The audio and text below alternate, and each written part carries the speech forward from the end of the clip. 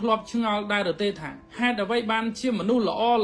គាត់គឺជាមនុស្សដែលឯកាបំផុតចម្លើយនោះគឺដោយសារតែគាត់គឺជាមនុស្សដែលខ្វល់ខ្វាយពីអ្នកដទៃគិតគូរពីអ្នកដទៃចាប់អារម្មណ៍ពីអ្នកដទៃឲ្យតម្លៃអ្នកដទៃគោរពអ្នកដទៃហើយតែងតែជួយអ្នកដទៃគ្រប់ពេលវេលាដែលគាត់អាចជួយបានអញ្ចឹងទៅនៅក្នុងជីវិតរបស់គាត់ជួបរឿងច្រើនពេកគាត់ជួយអ្នកដទៃគាត់ខ្វល់ខ្វាយពីអ្នកដទៃចាប់អារម្មណ៍ពីអ្នកដទៃនឹងច្រើនពេកគាត់អត់បានខ្វល់ខ្វាយនឹងចាប់អារម្មណ៍ពីខ្លួនឯងទេអញ្ចឹងទៅនៅពេលដែលគាត់ជួបមនុស្សដែលខលខូចច្រើនបោកប្រាស់គាត់ច្រើនគាត់ក៏ចាប់ផ្ដើមដកខ្លួនចេញពីមនុស្សទាំងអស់ហ្នឹងហើយគាត់ទៅណាទៅណីក៏ទៅម្នាក់ឯងញ៉ាំអីក៏ទៅម្នាក់ឯងធ្វើអីក៏ធ្វើម្នាក់ឯងចឹងទៅគាត់បានក្លាយជាមនុស្សឯកាប៉ុន្តែក្រោយពេលដែលគាត់នៅព្យាបាលខ្លួនឯងមួយរយៈគាត់ក៏ចាប់ផ្ដើមចេញទៅប្រឡូកជាមួយនឹងសង្គមសាជាថ្មីប៉ុន្តែលើកនេះនៅពេលដែលគាត់រាប់អាននរណាម្នាក់គាត់ពិនិត្យពិច័យខ្លាំងមែនទែនគាត់មិនមែនចេះតែរាប់អានមនុស្សដូចពីមុនទៀតនោះទេដល់ពេលជាមួយគ្នា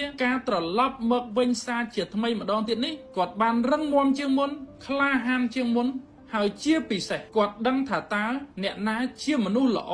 មិនល្អគួររាប់មិនគួររាប់ហើយពេលនេះក៏ជាពេលវេលាដែលមនុស្សជាច្រើនមើលមកគាត់ថាគាត់ផ្លាស់ប្ដូរហើយគាត់អត់ដូចពីមុនទៀតនោះទេគាត់មិនមែនជាមនុស្សល្អដែលយើងស្គាល់ដូចពីមុននោះទេតែបងប្អូនអ្វីដែលមនុស្សគ្រប់គ្នានិយាយអំពីបុគ្គលម្នាក់ហ្នឹងអាចថាជាការពិតក៏បានមិនពិតក៏បានពិតនោះបុគ្គលម្នាក់នឹងពិតជាបានផ្លាស់ប្ដូរមែនហើយគាត់មិនរាប់អានមនុស្សគ្រប់គ្នាដូចពីមុនទៀតនោះទេពលគឺគាត់រាប់អានតែមនុស្សដែលគួររាប់អានតែប៉ុណ្ណោះគាត់ជួយតែមនុស្សដែលគួរជួយតែប៉ុណ្ណោះគាត់ខ្វល់ខ្វាយចំពោះមនុស្សដែលគួរខ្វល់ខ្វាយតែប៉ុណ្ណោះតែចំពោះការដែលមិនពិតនោះគឺទោះបីជាគាត់បានផ្លាស់ប្ដូរមែនប៉ុន្តែអត្តសញ្ញាណរបស់គាត់នៅតែល្អអញ្ចឹងឯងបើសិនជាបុគ្គលទាំងឡាយណាដែលគាត់គិតថាជាមនុស្សល្អគាត់នៅតែជួយយ៉ាងឯងគាត់នៅតែខ្វល់យ៉ាងឯងគាត់នៅតែចាប់អារម្មណ៍ដូចពីមុនដូចនេះដែរអញ្ចឹងសំណួរសួរថាតើគាត់ផ្លាស់ប្ដូរពីមនុស្សល្អទៅជាមនុស្សមិនល្អ